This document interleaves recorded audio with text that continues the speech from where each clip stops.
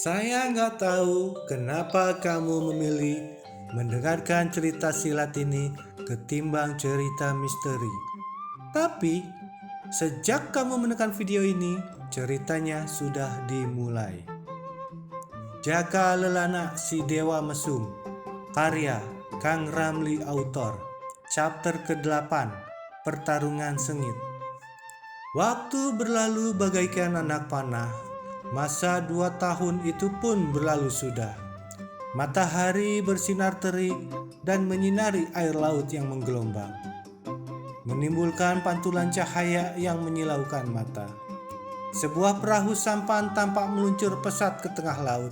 Seorang laki-laki bertudung gunakan dayungnya untuk membantu mengayuh, hingga perahu kecil itu bagaikan melayang di atas air. Perahu itu meluncur dengan pesat membelah gelombang. Di ujung perahu terlihat duduk seorang gadis berpakaian laki-laki. Gadis itu tak mengenakan tudung, rambutnya dikepang dua dan menatap ke depan ke arah cakrawala. Empasan badan perahu yang melambung tak membuatnya merasa takut. Bahkan dengan wajah berseri, sebentar-sebentar dia tertawa. Siapakah gerangan kedua orang itu? Ternyata mereka tak lain adalah si Raja Kumis dan muridnya yang bernama Weni. Akan kemanakah tujuan kedua orang guru dan murid itu? Marilah kita ikuti pembicaraannya. Kakek, di depan tak ada tanda-tanda sebuah pulau. Bagaimana mungkin kau terus mendayung tanpa belokan arah? Apakah kau tak salah arah? Tanya gadis itu. Hahaha, anak manis, aku tak salah arah. Kau perhatikan saja, tak lama lagi di depanmu akan tersembul sebuah pulau, sahut si kakek dengan tertawa mengekeh. Lengannya tak berhenti mengayuh. Lalu gadis itu bertanya, "Loh, aneh. Apakah pulau itu bisa timbul dari dalam laut?" Anak manis, tahukah kau bahwa dunia ini bulat? Tanya si kakek. Gadis itu hanya bisa menggeleng. Kau percaya atau tidak kalau dunia ini bulat? Tanya lagi si Raja Kumis. Aku percaya kalau kau telah membuktikannya, sahut si gadis. Hai Weni.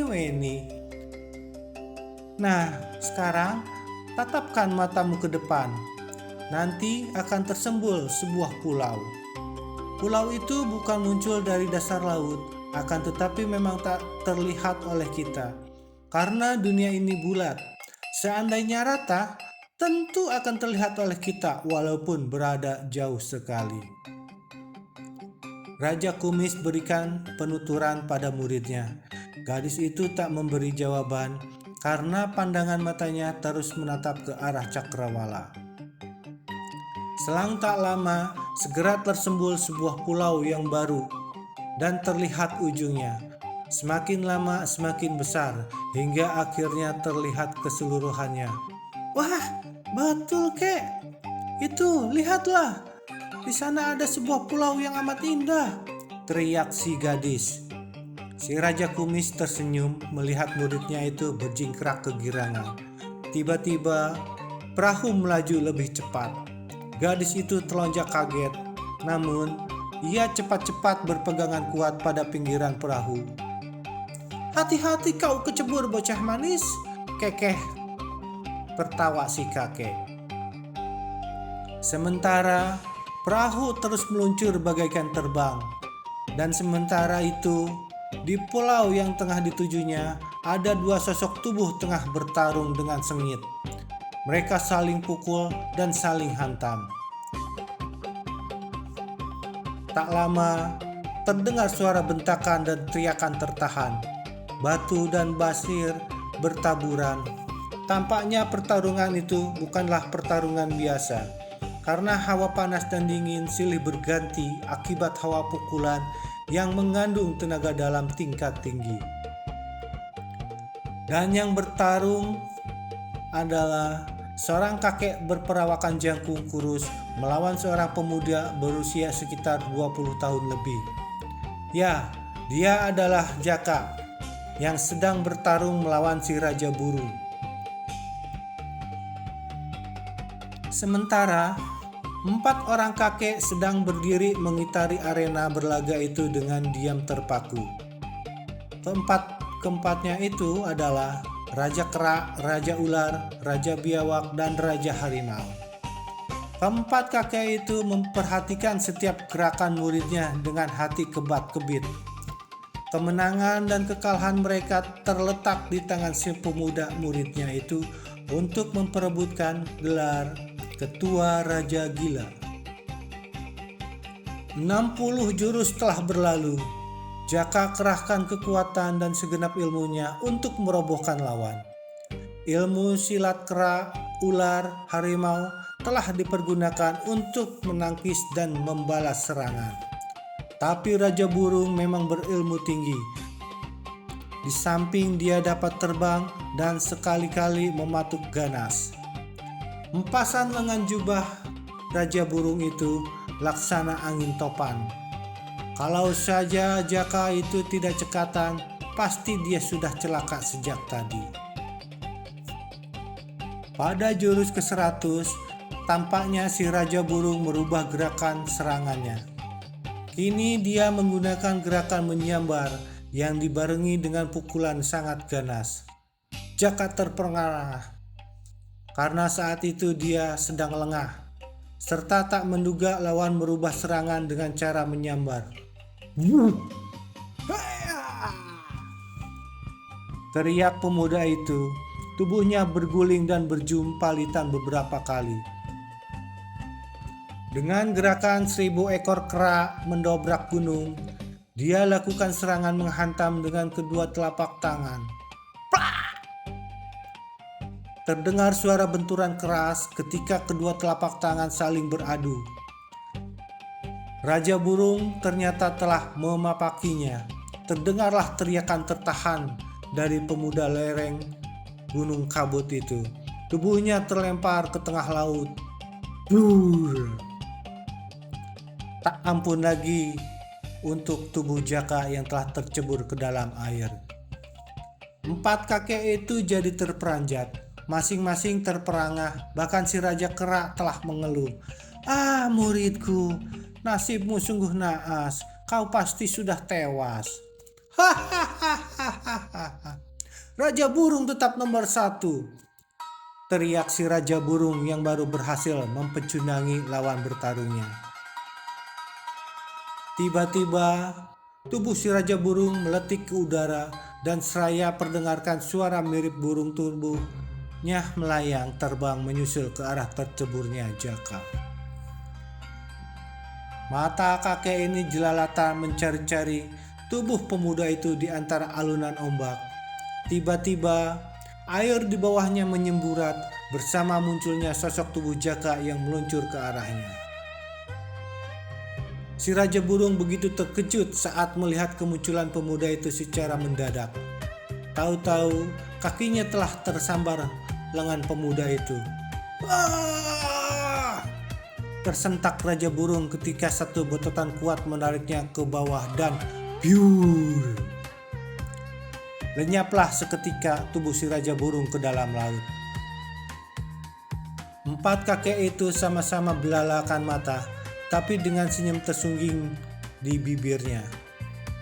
Keempatnya saling pandang dan mereka serentak telah memburu ke tepi pantai. Air laut mendadak jadi gelombang dan bergulung-gulung.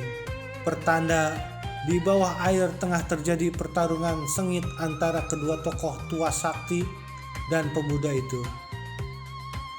Keempat kakek ini tak lepas menatap ke tempat bergolaknya air laut dengan hati berdebar. Mampukah Jaka menjatuhkan si Raja Burung? Raja Ular, Raja Kera, dan Raja Harimau nampak menahan napas untuk melihat hasil pertarungan itu. Siapakah yang akan berhasil menjadi pemenang? Kecuali si Raja Biawak yang tampak tenang karena dia sudah tahu kalau Jaka tengah gunakan ilmu biawaknya untuk mengadakan pertarungan di dasar laut. Hal itu menjadi kelemahan si Raja Burung, karena dia tak mungkin dapat bertahan lama di dalam air. Ternyata Raja Burung memang tokoh yang diakui kehebatannya. Ia telah berhasil melepaskan cekalan kuat dari tangan Jaka dan memberontak untuk melesat terbang keluar dari permukaan air laut. Akan tetapi Raja Burung keliru. Dia telah terbebas dari bahaya karena Jaka telah menyambar lagi kaki si Raja Burung ketika air menyemburat ke atas permukaan yang dibarengi meluncurnya tubuh Raja Burung ke udara. Jaka ikut terbang. 4 kakek terperangah melihat dua manusia itu melayang di udara, seolah-olah Jaka itu pun ikut terbang di belakang si kakek atau si Raja Burung. Akan tetapi pada putaran kedua di atas permukaan laut, Raja Burung telah menghantamkan telapak tangannya ke arah si pemuda. Angin deras menghantam. Sebelum terkena sasaran, terpaksa Jaka lepaskan. Celakanya, akibatnya tubuhnya melambung di udara. Dengan gerakan gesit, Raja Burung menukik dan mendarat di pasir. Hahaha, enak sekali rasanya terbang. Hei, Raja Burung tua bangka, ayo bertarung lagi di udara. Tersentak kaget orang tua ini. Ia memandang dengan mata membelalak karena melihat bocah muda itu justru bukannya tercebur lagi ke laut, tapi malah melayang seperti burung di udara dan berputar-putar di atas permukaan air. Gila, dari mana dia mendapatkan ilmu terbangku? Desis si Raja Burung dengan mata dikucak-kucek tak percaya.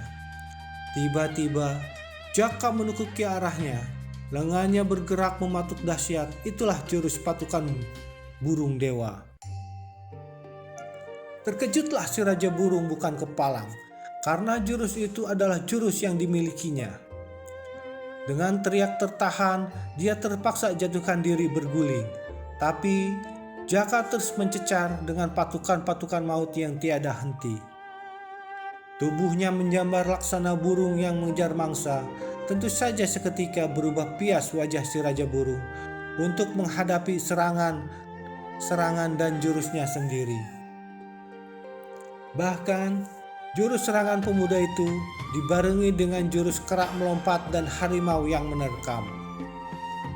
Terkadang Jaka mengeluarkan jurus ular yang dibarengi dengan desisan keluar dari mulutnya.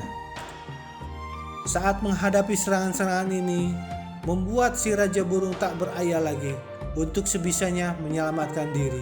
Akan tetapi